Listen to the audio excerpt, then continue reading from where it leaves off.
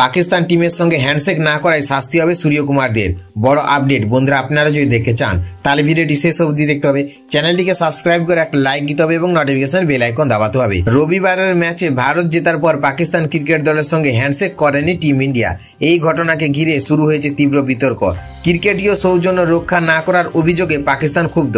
প্রাক্তন ক্রিকেটার শোয়েব আখতার এবং রশিদ লতিফ প্রকাশ্যে ভারতের সমালোচনা করেছেন। শোয়েব বলেছেন, অবাক হয়েছি, ভারতকে জয়ের জন্য অভিনন্দন, তবে ক্রিকেট রাজনৈতিক নয়, হ্যান্ডশেক তো একটি ভদ্রতার অংশ, সেটা না করে ঝামেলা বাড়ানো উচিত নয়। শোনা যাচ্ছে পাকিস্তান এশিয়ান ক্রিকেট কাউন্সিলের কাছে আনুষ্ঠানিক অভিযোগ জানিয়েছে।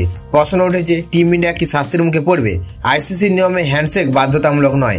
ম্যাচের আগে ও পরে আম্পায়ার এবং খেলোয়াড়রা সৌজন্য রক্ষার্থে হ্যান্ডশেক করে থাকেন, তবে ইচ্ছাকৃতভাবে হ্যান্ডশেক এড়ানো হলে তা ক্রিকেটীয় ভাবনার বিরুদ্ধাচরণ হিসেবে ধরা হতে পারে।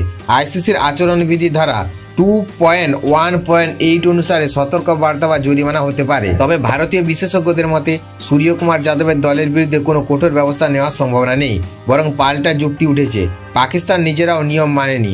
ম্যাচ শেষে তারা পুরস্কার বিতরণী মঞ্চে উপস্থিত হয়নি। সালমান আলী আগা বয়কট করেছিল পুরো অনুষ্ঠান। ফলে ভারতের মতো পাকিস্তানকেও দায় নিতে হবে বলে মত বিশেষজ্ঞদের। হ্যান্ডশেক বিতর্ক এখন দুই দেশের ক্রিকেটে নতুন উত্তেজনা তৈরি করেছে।